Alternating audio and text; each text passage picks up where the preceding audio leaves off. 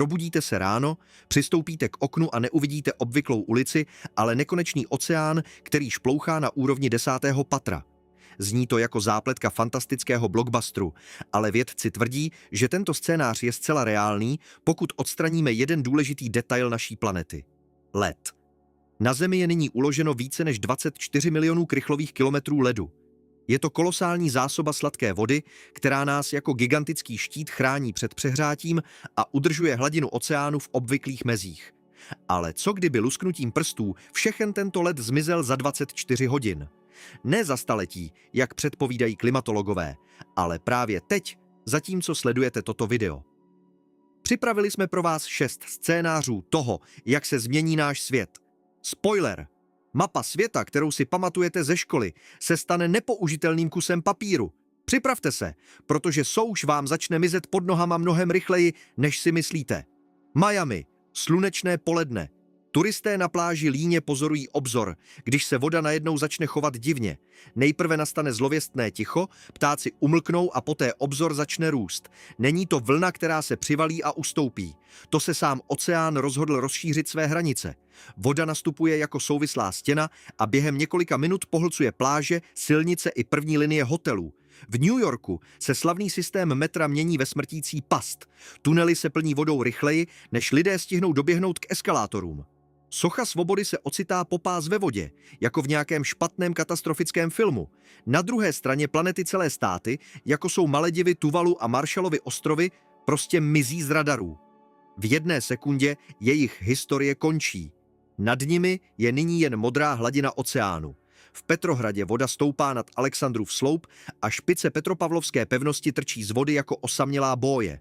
Na internetu se často píše, že tání ledů je mýtus nebo nadsázka. Mnoho komentátorů s pěnou u úst dokazuje, že když hodíte kostku ledu do sklenice whisky, hladina tekutiny se po roztátí ledu nezmění. To je fyzika 5. třídy, křičí skeptici. Lidé věří, že oceán tento objem prostě pohltí a hladina vody stoupne maximálně o pár metrů, což zaplaví nanejvýš sklepy v Benátkách. Někdo vytváří konspirační teorie a tvrdí, že nás vlády záměrně straší velkou vodou, aby mohli prodávat nemovitosti v horách za nadsazené ceny nebo prosazovat zelenou agendu. Zdálo by se, že logika se sklenicí vody je neprůstřelná, protože led už v oceánu plaveže. Ale zde je obrovská chyba, která nás může stát civilizaci. Skeptici zapomínají na jeden malý detail. Existuje mořský led a existuje pevninský led. Ano, tající plovoucí ledy Arktidy hladinu vody příliš nezvednou. Zde Archimédův zákon funguje bezchybně, stejně jako v té sklenici whisky. Ale hlavní hrozba neleží ve vodě, nýbrž na souši. Antarktida je celý kontinent pokrytý kilometry ledu. Grónsko je gigantický ostrov, na kterém leží ledová čepice o tloušťce 3 kilometry. Představte si, že vezmete obrovské vědro vody a vylijete ho do vany, která je už plná po okraj. Voda ve vaně nezůstane. Nevyhnutelně přeteče přes okraj a zaplaví podlahu, chodbu i sousedy pod vámi. Pokud všechen led na souši roztaje, hladina světového oceánu nestoupne ani o 2, ani o 3 metry. Vyletí o 66 metrů. Abyste pochopili rozsah katastrofy, je to výška standardního 20patrového domu. Florida zmizí úplně a změní se v podmořský útes. Bangladéš, kde žijí stovky milionů lidí, odejde pod vodu celý. Nizozemsko, které po staletí bojovalo s mořem, tuto válku prohraje během jediného dne. Mapa Evropy se změní k nepoznání. Dánsko už neexistuje. Krym se stane ostrovem a Kaspické moře se rozlije do neuvěřitelných rozměrů a spojí se s Černým mořem.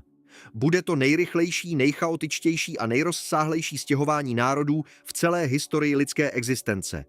Miliardy uprchlíků, kteří přišli o domovy, se pohnou do vnitrozemí kontinentů a vytvoří chaos, se kterým si neporadí žádná armáda světa. Ale pokud si myslíte, že voda je náš jediný problém, hluboce se mýlíte, protože až zmizí led, samotná země pod našima nohama se začne chovat nepředvídatelně a schazovat ze sebe staletý náklad. Uplynulo pouhých 12 hodin od okamžiku zmizení ledu. Lidé, kteří se stihli zachránit před vodou a vylézt výše do hor nebo na střechy mrakodrapů, najednou ucítí silné otřesy. Země se bez ustání chvěje, dunění vychází z nejhlubších útrop planety. Na Islandu, kde ještě včera majestátně ležely ledovce, Začínají vybuchovat všechny sopky najednou, spící i aktivní. Nebe se okamžitě zatáhne černým popelem a změní den v noc. V Kanadě, Skandinávii a Grónsku, kde byla zemětřesení vzácností, se země trhá hlubokými prasklinami, které ničí dálnice a základy přeživších budov. V oceánu vznikají gigantické sesuvy půdy. Podmořské svahy, které dříve držela váha ledu, se hroutí a vyvolávají megatsunami, která dorazí ty, kteří přežili první potopu. Milovníci mystiky a esoteriky by okamžitě začali mluvit o počátku konce světa. Země nás setřásá jako blechy, psali by v rozlučkových postech blogeři. Objevily by se teorie o tom, že jsme náhodou probudili prastaré bohy spící v hlubinách, nebo že se jádro země posunulo kvůli gravitační anomálii. Někdo by určitě napsal, že se země rozpíná jako balonek a brzy praskne, nebo že je to výsledek tajných zkoušek tektonických zbraní supervelmocí. Panika by každou minutou sílila, protože nikdo by nedokázal pochopit souvislost mezi obyčejnou vodou a třesoucí se pevnou zemí. Ve skutečnosti se vše vysvětluje geologií a fyzikou, konkrétně efektem izostáze. Představte si měkkou pružinovou matraci, na kterou jste položili velmi těžké závaží. Matrace se pod jeho vahou prohne a vytvoří důlek. A teď si představte, že toto závaží během 1 sekundy prudce odstraníte. Co udělá matrace? Prudce vystřelí nahoru a bude se snažit vrátit do svého původního tvaru. Ledovce Antarktidy a Grónska váží kvadriliony tun. Je to nepředstavitelná váha, která po tisíciletí tlačila na zemskou kůru a doslova ji zatlačovala do viskózního zemského pláště o stovky metrů hlouběji. Jakmile tato váha zmizí, zemská kůra se začne překotně vracet nahoru. To je izostatický zdvih. Ale země není měkká matrace. Je to tvrdý a křehký kamenný obal. Takový prudký odskok vyvolá příšerná napětí v litosférických deskách.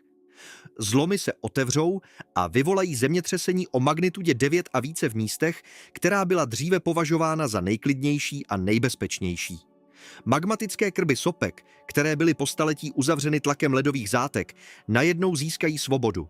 Tlak klesne, plyny v magmatu se rozpínají a ono vyrazí ven. Dostaneme ohnivý kruh nejen v Tichém oceánu, ale po celém světě. Vypořádali jsme se s vodou a zemí, ale ty nejstrašnější a dlouhodobé následky začnou tehdy, až se změní to, co dýcháme a co formuje naše počasí. Oceán totiž není jen voda, je to motor klimatu, který přestane fungovat. 3. den po roztátí ledů by si přeživší všimli něčeho divného a děsivého. V západní Evropě, která měla úpět pod letními horky, se najednou prudce ochladilo. Teplota klesla o 20 stupňů za den. V Paříži, Londýně a Římě navzdory kalendářnímu létu začal z nebe padat mokrý sníh. Vinice v Itálii a Francii zahynuly během jediné noci. Zároveň se na rovníku horko stává naprosto pekelným a mění vlhké tropy ve vyprahlou pec. Rybáři v severním Atlantiku hlásí, že oceán je mrtvý. Ryby vyplouvají břichem nahoru v milionech tun a voda získala divnou stojatou barvu a zápach. Hurikány, které se dříve formovaly týdny, nyní vznikají během několika hodin a mají takovou sílu, že strhávají asfalt ze silnic. Konspirační teoretici by si okamžitě vzpomněli na film Den poté a začali by křičet, že nás Hollywood varoval. Lidé by vytvářeli teorie, že vláda použila klimatickou zbraň k dobytí přeživších a snížení populace, nebo že se zemská osa posunula a severní pól je nyní někde v oblasti Berlína. Objevily by se fámy, že slunce chladne, nebo že jsme vstoupili do nové doby ledové, navzdory absenci ledu. Strach z neznáma by donutil lidi pálit ohně přímo v bytech elitních domů v Londýně.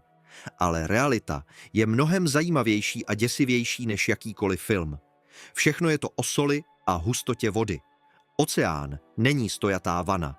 Je to nejsložitější systém proudů, který funguje jako gigantický planetární dopravník. Teplá voda teče od rovníku k pólům po hladině. Tam se ochlazuje.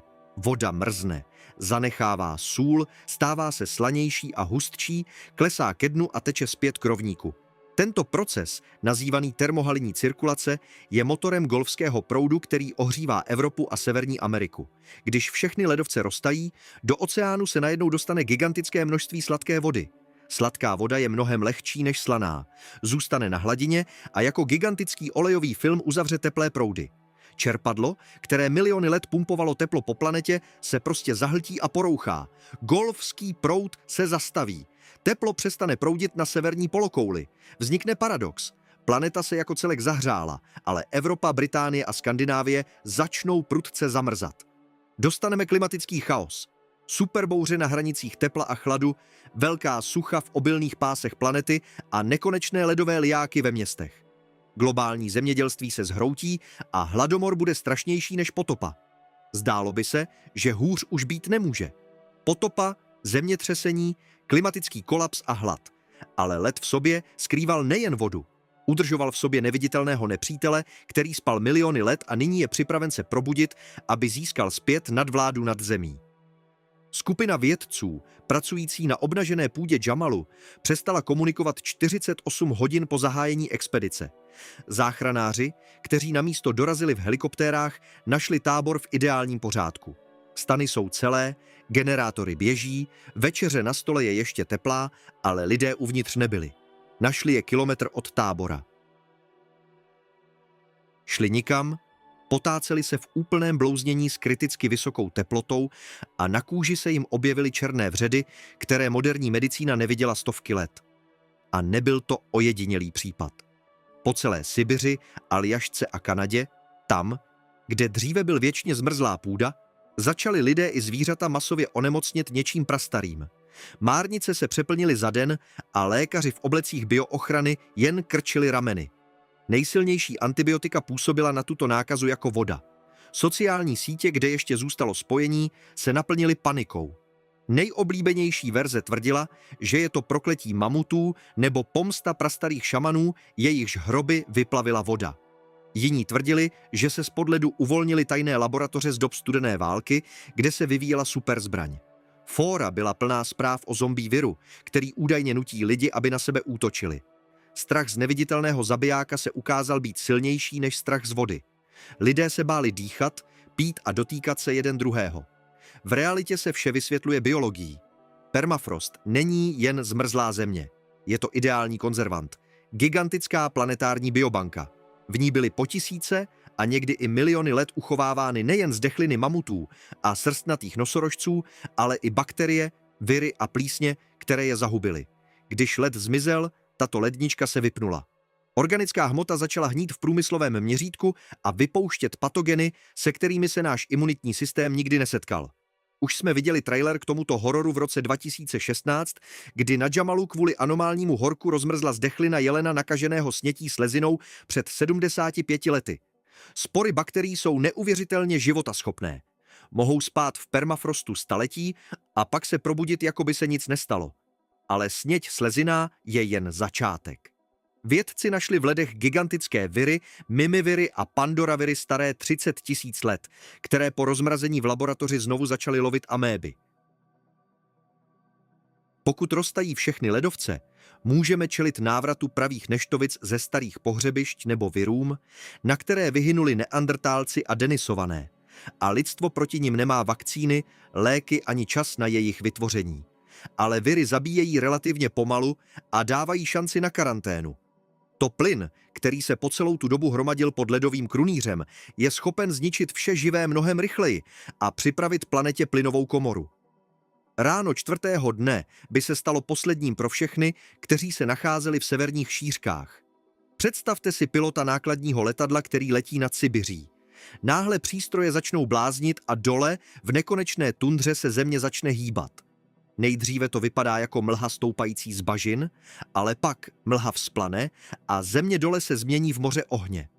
Obrovské krátery, některé o velikosti fotbalového stadionu, trhají povrch. Není to bombardování ani útok mimozemšťanů.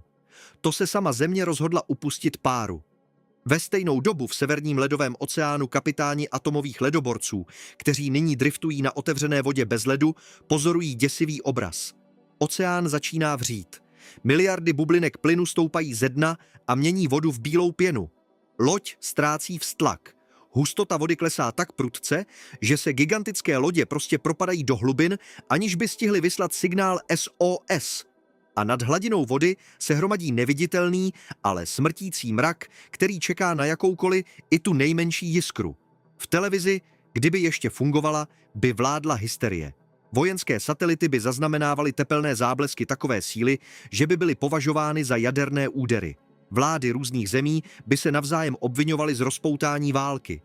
Lidé v ulicích by cítili nasládlý, odporný pach hniloby, ze kterého by jim slzely oči a tajil se dech. Ptáci by padali z nebe po tisících, udušeni přímo v letu. Atmosféra by se stala toxickou. Náboženské sekty by vycházely na náměstí a křičely, že se otevřely brány pekla a ďáblův dech nyní tráví vše živé. Panika by dosáhla takové úrovně, že by se lidé pokoušeli skrýt v hermetických bunkrech a zachránit se ne před nepřítelem, ale před samotným vzduchem. Ale viníkem této apokalypsy není mystika ani válka. Je to chemie. Pod ledy Arktidy, na dně oceánů a v tloušťce permafrostu jsou skryty kolosální zásoby hydrátů metanu. Vědci tomu říkají hořlavý led. Je to zrádná sloučenina. Molekuly plynu metanu jsou uvězněny v ledové pasti pod obrovským tlakem. Dokud byla zima, tento netvor spal. Tyto zásoby se hromadily miliony let, ale jakmile ledový poklop zmizel, teplota vody a půdy stoupla jen o pár stupňů a tlak klesl, metan se začal překotně uvolňovat. Abyste pochopili rozsah hrozby, 1 metr krychlových hydrátů metanu se při tání mění na 160 metrů krychlových čistého plynu metanu. Je to explozivní expanze. Metan vyráží ven s takovou silou, že trhá horninu a vytváří ty krátery, které už dnes vidíme na Jamalu, ale 1000krát větší. Ale to nejhorší se děje v atmosféře. Metan je super skleníkový plyn. Zadržuje teplo 80krát agresivněji než nám známý oxid uhličitý. Uvolnění takového množství metanu je jako výstřel z metanové pušky. Dojde k okamžitému nekontrolovanému zahřátí planety. Teplota vzduchu vyskočí ne o zlomky stupně, ale o 10 až 15 stupňů během několika týdnů. To učiní život na rovníku fyzicky nemožným. Bílkoviny v našem těle se prostě začnou teplem srážet. Začnou hyperkany, hurikány nevídané síly, které budou čerpat energii z horkého oceánu a srovnávat města se zemí. Na vlastní oči bychom viděli opakování scénáře permského vymírání, nejstrašnější katastrofy v historii Země, kdy kvůli podobnému úniku metanu zahynulo 96% všech mořských druhů a 70% suchozemských. Zdá se, že příroda proti nám použila celý svůj arzenál. Vodu, zemětřesení, nemoci, oheň i dusivý plyn. Ale zbyl poslední, nejzvláštnější a nejvíce matoucí úder. Úder, který nás srazí z nohou v doslovném slova smyslu, protože se změní samotná mechanika otáčení našeho kosmického domova. Představte si chaos v řídicí věži letiště Heathrow nebo v Dubaji. Na obrazovkách radarů se stovky letadel najednou začnou vychylovat z kurzů. Piloti v panice hlásí, že jejich navigační systémy ukazují nesprávné údaje. Autopiloti, kteří vedou letadla podle GPS, šílí a pokoušejí se letadla navést do země nebo do otevřeného vesmíru. Ve stejnou dobu dochází na burzách v New Yorku a Tokiu ke kolapsu. Roboti obchodující s akciemi provádějí miliony chybných transakcí za sekundu a srážejí světovou ekonomiku na nulu. Příčina – čas. Globální čas se rozešel o zlomky sekundy, ale pro digitální svět je to totéž co smrt. Obyčejní lidé by to pocítili fyzicky. Najednou by u milionů pozemšťanů začala mořská nemoc přímo na pevné zemi. Závratě, nevolnost, ztráta rovnováhy. Zvířata by se chovala ještě hůře. Velryby a delfíni by se masově vrhali na břehy. Stěhovaví ptáci by začali kroužit na místě a nechápali by, kde je jih a kde sever. Amatérští astronomové by při pohledu na noční nebe uviděli něco děsivého. Hvězdy nestojí tam, kde mají. Polárka už neukazuje na sever. Celá nebeská klenba se jakoby mírně pootočila. Den by přestal končit včas. Slunce by se na horizontu zdrželo další minuty a narušilo by navyklý režim spánku a bdění všeho živého. Internet, fungující na poslední rezervy, by vybuchl šílenými teoriemi. Lidé by vážně diskutovali o chybě v Matrixu. Objevily by se sekty věřící, že Země je plochá a že se převrátila. Konspirátoři by křičeli, že planeta narazila na nebeskou osu nebo spadla do gravitační pasti Nibiru. Někdo by tvrdil, že se čas zastavil a my jsme všichni uvízli v limbu.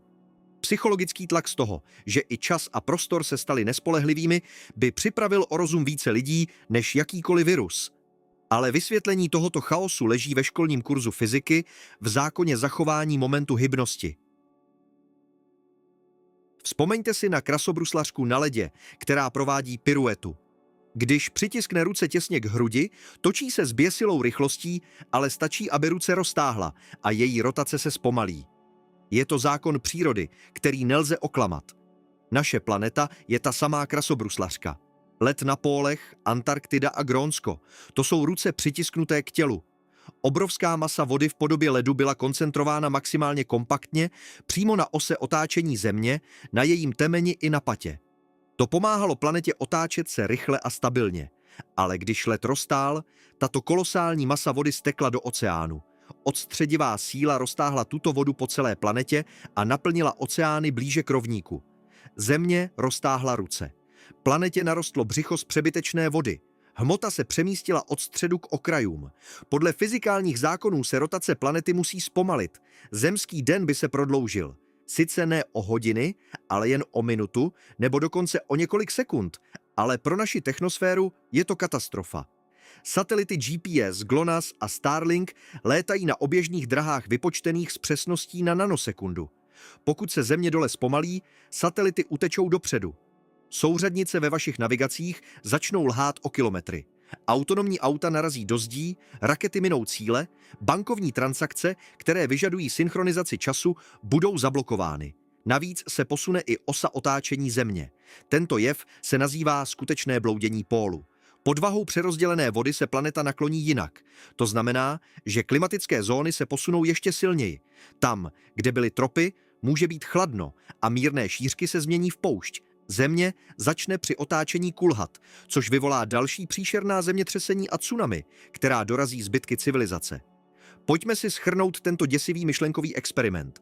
Za jeden pomyslný den bez ledu jsme získali zatopené kontinenty a miliardy uprchlíků, zemětřeseními zničená velkoměsta, návrat prastarých smrtelných epidemií, vzduch otrávený metanem, planoucí atmosféru a planetu, která vypadla ze svého rytmu otáčení. Zvykli jsme si o ledu přemýšlet jen jako o studené dekoraci, někde tam daleko na severu, nebo jako o kostkách v koktejlu.